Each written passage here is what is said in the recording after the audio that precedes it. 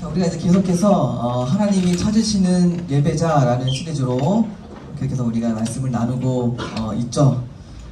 그래서 우리가 지난주에는 하나님은 우리를 이제 보시는데 우리의 무엇을 보신다? 겉모습이 아니라 중심, 우리의 마음, 하나님을 향한 우리의 마음과 태도를 하나님은 주목하신다. 그렇게 해서 하나님이 주목하셨던 사람이 있었죠. 두 글자 다윗이죠. 다윗. 이렇게 다윗 나눠볼 건데, 그래서 다윗의 중심을 하나님은 기쁘게 받으셨다. 그러면은 그 중심이 무엇이었는가? 오늘 더 깊이 그 다윗의 중심, 다윗이 하나님을 어떻게 생각했고, 다윗이 하나님 앞에 어떤 마음으로 섰고, 하나님을 어떤 태도로 바라보았는지 오늘 그 다윗의 중심을 나눠 볼 건데요. 이거 중심을 나눌 때 또 큰 은혜와 또 도전받고 나와 하나님과의 관계를 한번 더 돌아보는 아름다운 시간 되기를 주님의 이름으로 축복합니다. 오늘 함께 나눌 그 다윗의 중심은요, 한마디로 도구가 아니라 관계였습니다. 오늘 제목처럼 도구가 아니라 관계였어요. 자, 이걸 기억하면서 우리 이제 말씀 보도록 하겠습니다. 사무엘하 6장 1에서 2절 말씀입니다. 사무엘 6장 1에서 2절 함께 읽어볼게요. 시작. 다윗이 이스라엘에서 뽑은 무리 3만 명을 다시 모으고 다윗이 일어나 자기와 함께 있는 모든 사람과 더불어 바알레 유다로 가서 거기서 하나님의 궤를 메어 오려 하니 그 궤는 그룹들 사이에 자정하신 만군의 여호와의 이름으로 불리는 것이다. 아멘. 자, 본문의 상황은요, 이제 다윗이 드디어 왕이 된 상황인 거예요. 우리가 이제 지난주에 이제 사무엘이라는 스카우터가 다윗에게 찾아가서 다윗을 왕으로 임명했던 그 장면을 우리가 지난주에 나눴잖아요. 근데 시간이 이제 흘러서 이제 다윗이 드디어 왕이 된 거예요. 그러니까 다윗이 그날 이후로 짠 하고 왕이 된 것이 아니에요. 무려 15년 동안 하나님 앞에 훈련받고 고난받고 이런 산전수전을 다 겪고 15년 후에 드디어 오늘 본문에서 왕이 된 그런 상황입니다. 여러분, 우리가 오늘 주목해야 할 것은 뭐냐면 왕이 된 다윗의 행보예요. 여러분, 보통 우리가 왕이 되면 뭘 먼저 하죠? 여러분, 우리가 왕이 안 되어봐서 잘 모르겠지만 보통 대통령이 이제 딱 임명되면 바로 즉시 하는 게 있어요. 취임식이에요. 취임식. 이제 대통령이 이제 예를 들면 우리나라 21대 대통령이 이 사람이 되었습니다. 이런 식으로 이제 그런 취임식을 하잖아요. 그래서 왕이 되었음을 축하하는 잔치, 그리고 이제 내가 이 나라의 왕이다 라는 것을 온 세상에 선포하는 그 잔치가 반드시 열려야만 해요. 그게 정상이죠. 그런데 다윗의 행보를 보면요, 취임식을 하지 않아요. 와우, 취임식을 안 해요. 막 온 세상에 떠들썩하게 취임식을 해야 되는데 안 해요. 안 하고 두 가지를 가장 먼저 집중적으로 합니다. 뭘 먼저 했는가? 첫 번째로는 예루살렘을 수도로 정하는 것. 그리고 또 하나는 언약궤를 가져오는 거예요. 오늘 이 언약궤에 대해서 우리가 좀 나눠볼 건데, 그러니까 다윗 자신의 취임식보다 이 언약궤가 더 중요했다라고 우리가 생각할 수 있어요. 그럼 이 언약궤가 뭘까? 이 언약궤는요, 이스라엘 역사에서 매우 각별하고 특별한 것인데요. 이 언약궤라는 것이 이제 한마디로 나무 상자거든요. 나무 상자. 이 나무 상자가 언제 만들어지는가? 모세 때에 만들어져요. 모세. 출애굽기 25장에 보면 하나님께서 모세에게 명령을 하시죠. 모세에게 명령하셔서 이 성막을 만들어라. 그리고 추가적으로 이 언약궤를 만들어라 라고 이렇게 말씀을 하세요. 그럼 이 언약궤가 뭔가?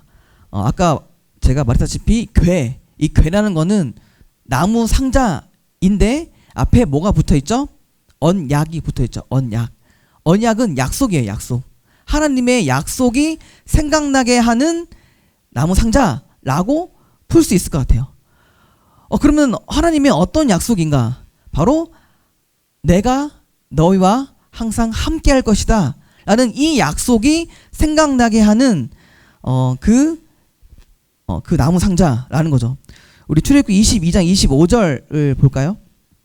보면 거기서 내가 너와 만나고, 그러니까 하나님은요, 너희가 이 언약궤 앞으로 나오면 내가 너희를 만날 것이다. 그러니까 이 나무 상자는 쉽게 보면 하나님의 임재를 의미하는 거예요. 임재. 하나님이 이곳에 계시다. 하나님이 이 언약궤, 이 성막에 계신다. 하나님의 임재. 더 쉽게 말하면 하나님 자체를, 하나님 자신을 의미하는 거예요. 굉장히 특별한 물건이죠. 그래서 사람들이 이 언약궤를 함부로 하지 못했어요. 지금 거의 하나님 자신을 의미하는 거니까 정말 함부로 대하지 않았어요. 하나님이 이곳에 함께 하신다 라고 생각했기 때문에 함부로 대하지 않았습니다.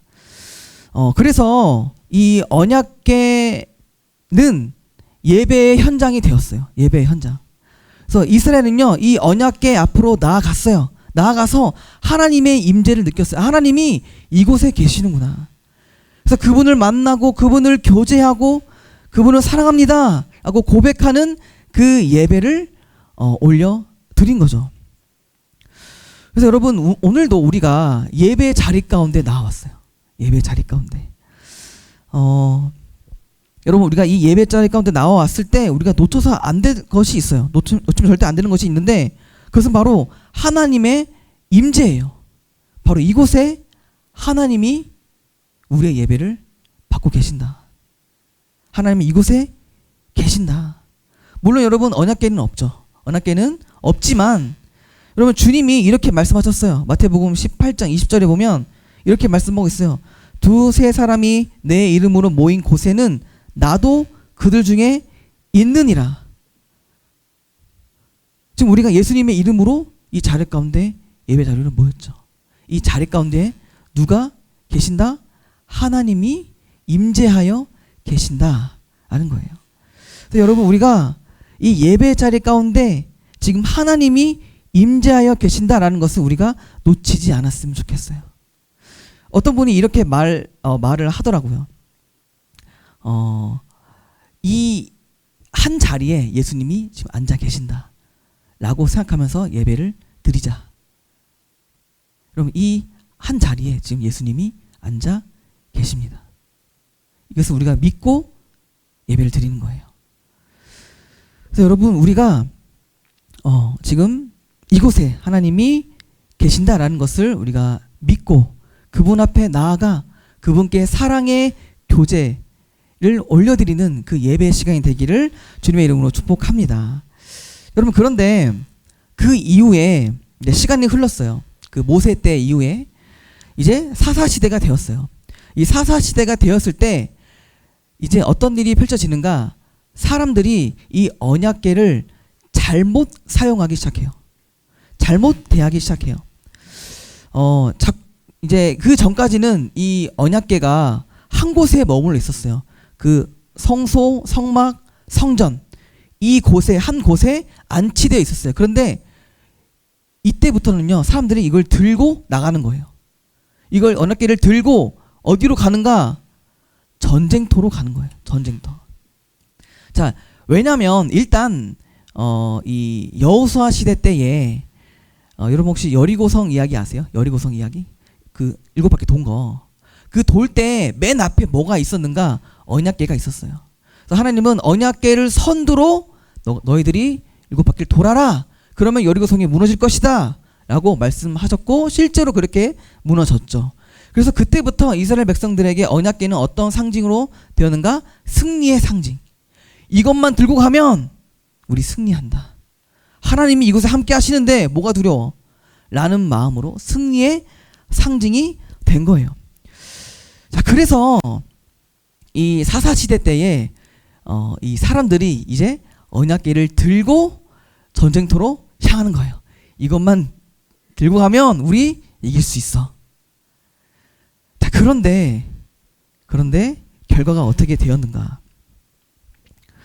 자, 결과를 듣기 전에 여러분, 우리도요 이 언약궤를 들고 가고 싶을 때가 있지 않으세요? 여러분 가운데 승리가 필요한 현장이 있잖아요. 여러분, 승리가 필요한 현장이 뭐겠어요?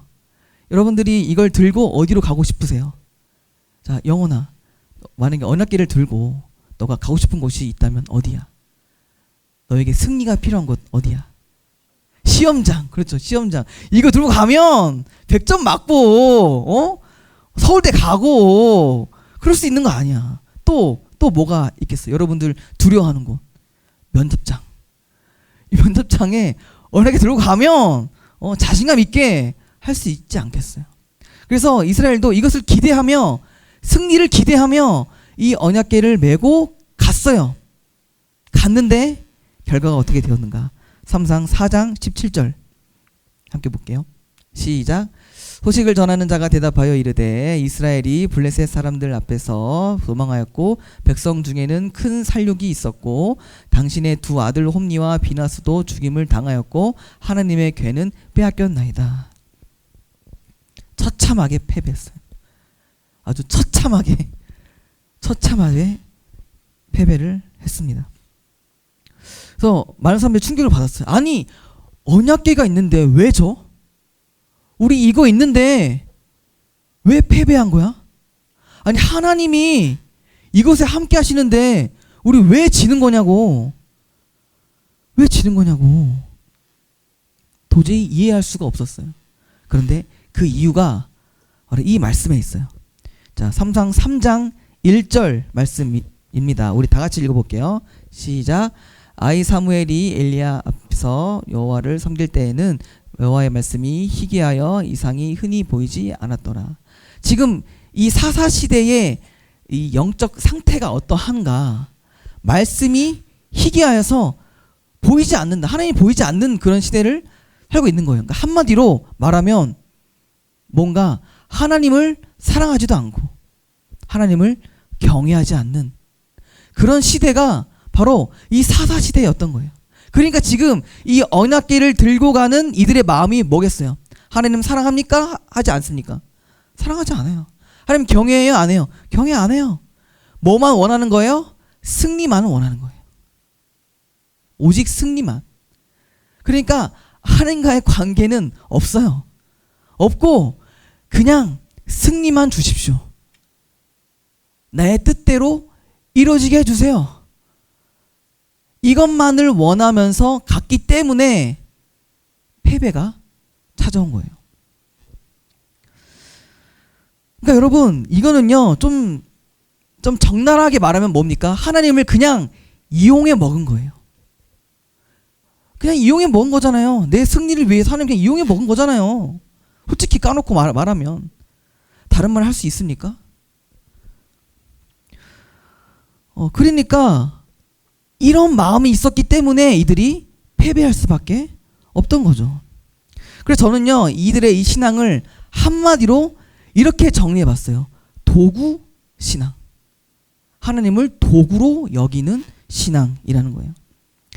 여러분, 여기에 의자가 있죠. 의자. 여러분, 우리가 이 의자를 이용하죠. 그렇죠? 내가 편하게 앉기 위해서 이용합니다. 그렇죠? 우리는 의자가 있어서 너무 좋죠. 그렇죠? 근데 만약에 제가 갑자기 이 의자한테 사랑한다고 말해요. 의자야, 사랑해. 의자야, 나랑 평생 함께 하자. 너가 너무 좋아. 이런 식으로 하면서 막 갑자기 의자에 막 뽀뽀를 해요. 의자를 막 안아요. 그러면 여러분은 그럼 저를 보면서 어떻게 하겠어요? 병원으로 갈까요, 전사님? 저를 저기 정신병원 있던데 이런 식으로 병원으로 데려가지 않겠어요? 여러분, 맞아요. 여러분, 의자는 관계 맺는 대상이 아니죠. 그냥 이용하는 도구일 뿐입니다. 그러니까 제가 말씀드리고 싶은 것은 뭐냐면, 이스라엘에게 하나님은 그냥 의자와 다름없었어요. 그냥 의자처럼 여기는 거예요. 자기가 필요할 때만 찾는 거예요. 자기가 승리가 필요할 때만 찾는 거죠. 전쟁에서 이기고 싶을 때는 하나님을 찾고 도움이 필요할 때는 찾지만 그 외에는 찾지 않는 거예요. 하나님과 관계를 맺고 하나님을 사랑하며 하나님을 기뻐하려는 마음은 없었어요. 하나님은 그냥 그저 자신의 목적을 이루기 위한 수단에 불과했던 거예요. 그냥 한마디로 하나님은 그냥 부적이죠, 부적. 부저 그 이상 그 이하도 아닌 거예요. 여러분 이것이 바로 도구 신앙이며 이스라엘의 현 주소이며 여러분 이것이 바로 종교예요. 전사님 우리 지금 기독교 종교 아닌가요? 여러분 사실 근데 우리가 종교라고 말할 수 없어요. 종교는 뭡니까? 여러분 모든 종교는 하나의 공통점이 있어요. 바로 사실 자신의 삶을 위해서예요. 왜 그 신 앞에서 빕니까? 잘 되게 좀 해주세요. 이거잖아요. 모든 종교는 다 그런 공통점을 가지고 있어요. 결국 자신을 위해서 신을 어떻게 보면 이용해 먹는 거죠. 근데 여러분 기독교는 달라요. 기독교는 종교가 아니에요. 그러니까 하나님을 우리가 이용해 먹는 것이 아니에요. 그분과 뭐 하는 거? 관계를 맺는 종교예요. 우리는 종교가 아니라 도구가 아니라 뭐다? 관계라는 거예요. 사랑이라는 거예요. 여러분 이 이스라엘 신앙의 이 심각성, 이 도구 신앙의 심각성은요, 그 이후의 상황에서 더 잘 볼 수가 있어요. 여러분 아까 제가 말했다시피 블레셋과의 전쟁 이후에 이제 아까 그 말씀을 다시 보면 밑에 보면 패배했을 뿐만이 아니라 빼앗겼어요. 언약궤를 빼앗겼어요. 그러니까 정말 처참하게 패배한 거죠. 자, 그래서 이제 이 언약궤가 지금 어디로 갔는가? 이 블레셋이라는 이방 민족에게 가버린 거예요. 근데 블레셋이 이 언약궤를 보고 얼마나 무시하고 조롱했겠어요. 이게 뭐 하나님을 상징한다고? 이 나무 쪼가리가? 아유, 근데 이스라엘은 하나님 참 약한가 보다. 우리 다곤 신에게 지고 말이야. 그 당시에는 전쟁을 이기면 자신이 믿는 신이 더 크다라고 생각을 했기 때문에 우리 뭐 다곤 신이 더 센가 보네. 이스라엘 하나님 너무 약하다. 이런 식으로 막 조롱을 했을 거예요. 자, 근데 또 이거에 가만히 계실 하나님이 아니죠. 아주 호되게 혼내시는데요. 블레셋에 이제 엄청난 재앙이 내리기 시작합니다.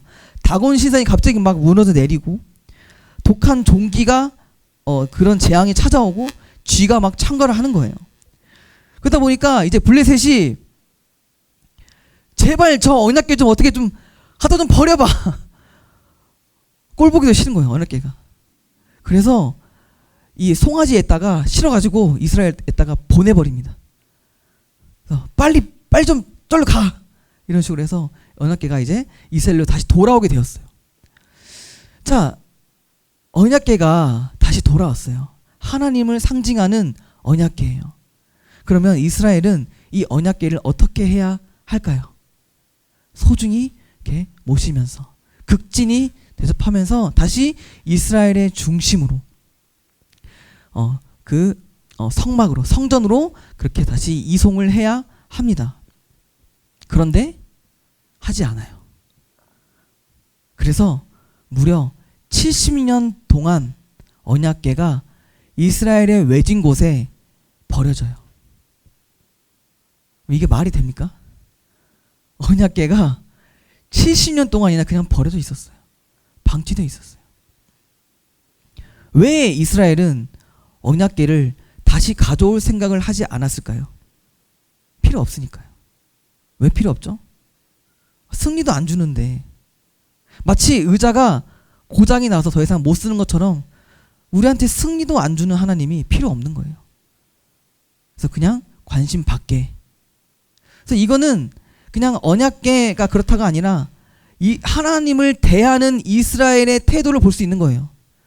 지금 하나님을 어떻게 대하고 있는가? 그렇게 대하고 있다라는 것을 이 언약궤를 대하는 것을 통해서 그대로 알 수가 있는 거예요. 그러니까 이들은 언약궤를 버려두었어요. 그렇다는 건 이들은 하나님을 버렸다는 거예요. 하나님을 찾는 이가 없어요. 70년 동안이나 언약궤를 찾는 이가 없었어요. 그 말은 하나님을 찾는 이가 없었다라는 거예요.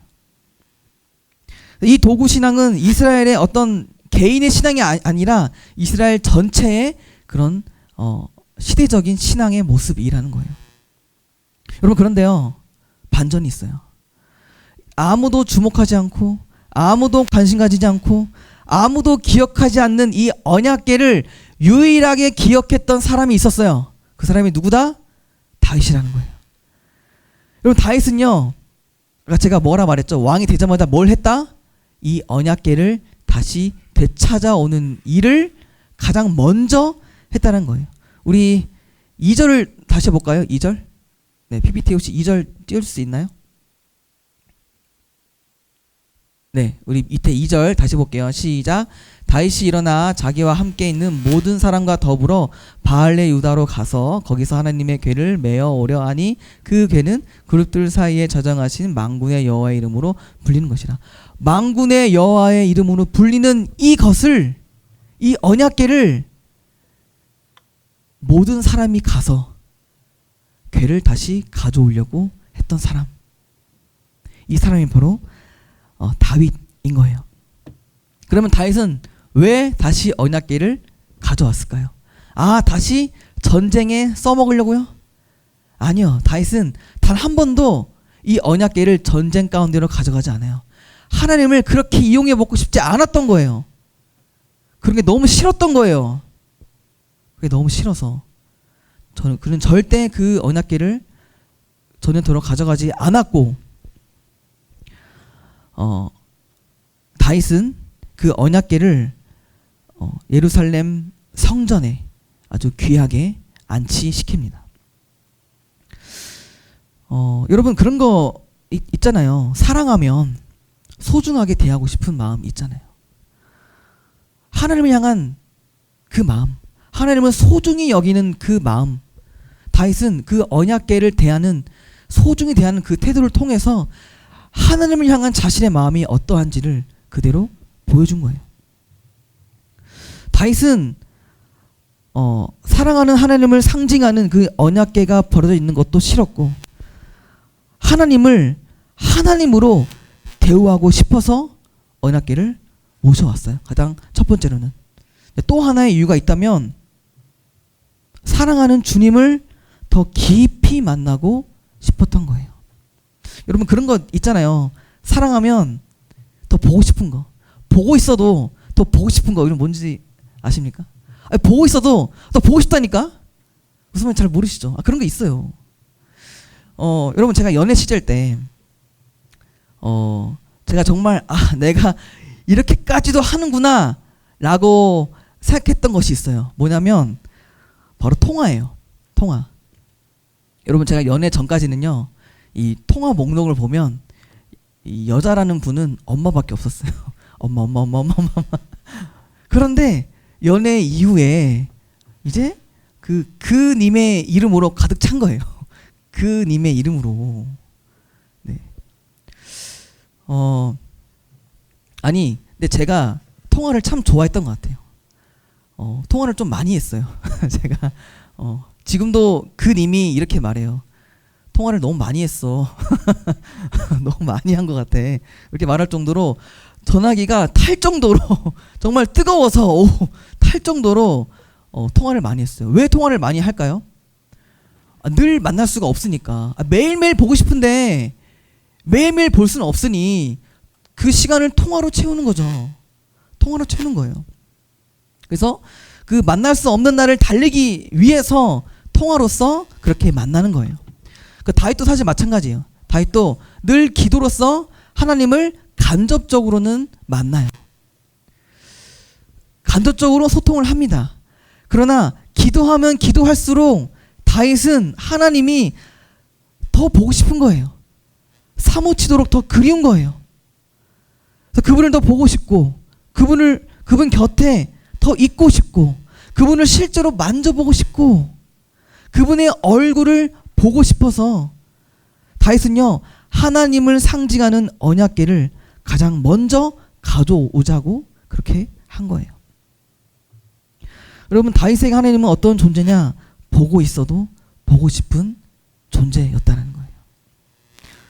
여러분, 사마 7장 18절입니다. 오늘 본문 말씀이죠. 함께 크게 한번 읽어볼게요. 시작. 다윗 왕이 여호와 앞에 들어가 앉아서, 네, 여기까지만 읽어볼게요. 다윗 왕이 그 여호와 앞에, 즉 언약궤예요.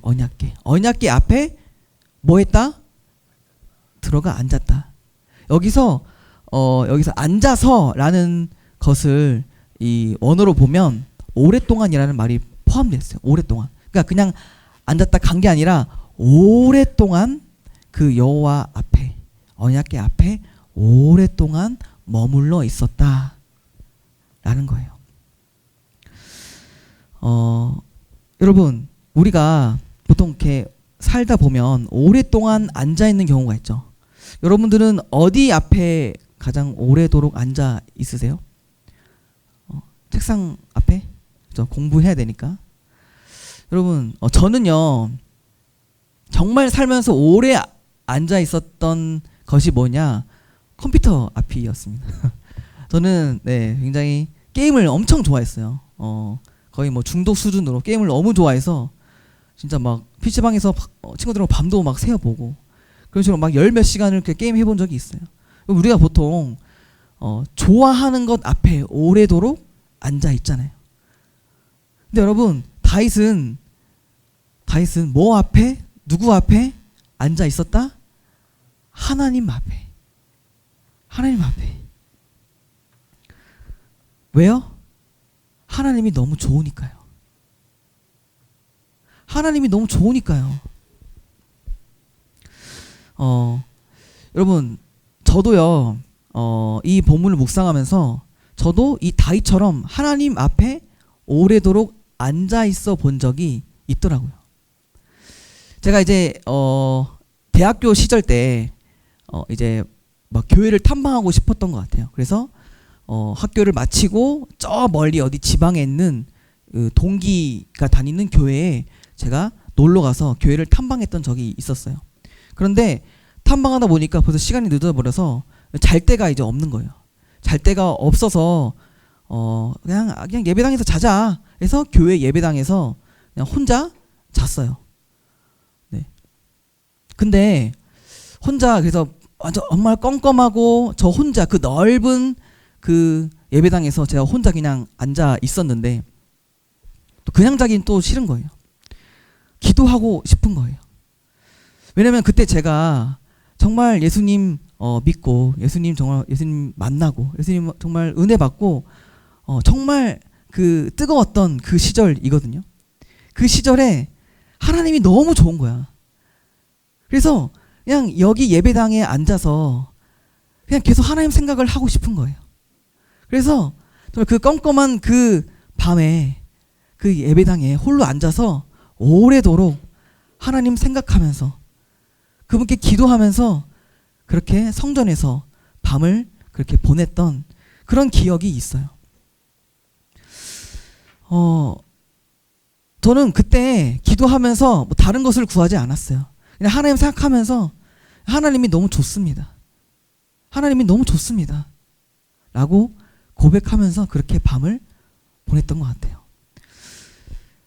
정말 순수하게 하나님을 사랑했던 그 시절이 생각이 났어요. 자, 우리 시편 27편 4절 볼게요. 우리 지난주 봤던 말씀인데요. 다시 한번 읽어봅시다. 시작.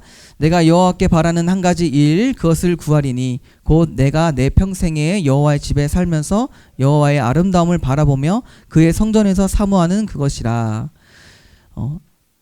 지금 다윗이 고백하는 이 말이 오늘 말씀과 너무 잘 어울리지 않아요? 바라봤대요. 무엇을? 여호와의 아름다움을. 저도 그렇고 다윗도 그렇고 오래도록 앉아 있었어요. 저는 이 다윗의 고백이 오늘 이 본문 말씀 언약궤 앞에 앉아 있었던 그때를 회상하면서 저는 이 시편을 쓰지 않았을까라는 그런 생각도 해봐요. 자, 다윗이요 왜 하나님 앞에 오랫동안 앉아 있다라고 되어 있습니까? 여기 보니까 여호와의 아름다움을 바라보며. 그분이 너무 아름다운 거예요. 그분이 너무 좋은 거예요. 그분이 너무 선한 거예요. 그러니까 다윗은 성적을 구하려고, 성공을 구하려고, 승리를 구하려고 여호와 앞에 오래도록 앉아 있었던 것이 아니에요. 그냥 그분이 너무 좋은 거예요. 그분이 너무 아름다운 거예요.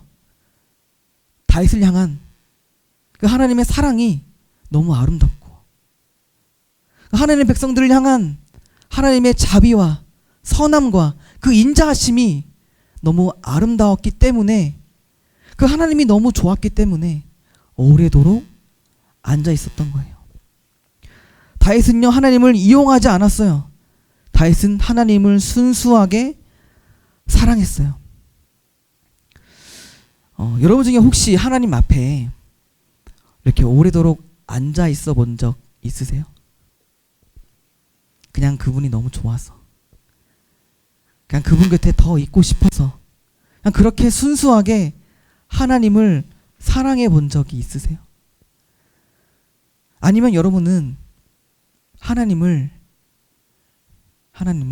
단순히 도구로 여기고 있습니까? 하나님을 찾기는 하지만 시험이 있을 때만 찾고, 힘들 때만 찾고, 원하는 것이 있을 때만 찾고, 문제가 해결되면 그렇게 또 멀어지는 그런 신앙을 여러분들은 보내고 있습니까? 오늘 하나님께서 여러분에게 묻고 계세요. 너는 나를 원하는 것이냐, 아니면 내가 주는 것을 원하는 것이냐? 여러분은 하나님의 손을 원하세요? 능력을 원하세요? 승리를 원하세요? 어떤 선물을 원하세요? 아니면 하나님의 얼굴을 구하세요? 하나님의 얼굴은 하나님과 관계를 맺고 하나님과 교제하는 것을 말하는 거예요. 여러분 정말 하나님의 얼굴을 구하고 있어요? 아니면 어떤 시험 성적을 구하고 있어요? 물론 그것도 중요합니다만 우리가 더 중요한 것은 하나님의 얼굴을 구하는 거예요. 다윗은 하나님의 얼굴을 구했어요. 그래서 여러분 이번 여름이 정말 하나님의 얼굴을 구하고 그분을 정말 인격적으로 만나는 이번 여름이 됐으면 좋겠어요. 특히 언제? 수련회 때. 이제 곧 수련회 시즌인데 여러분 수련회가 어떤 시간이에요? 너무 중요한 시간이잖아요. 누구를 만날 수 있는 시간? 하나님을 만날 수 있는 너무나도 좋은 시간이에요.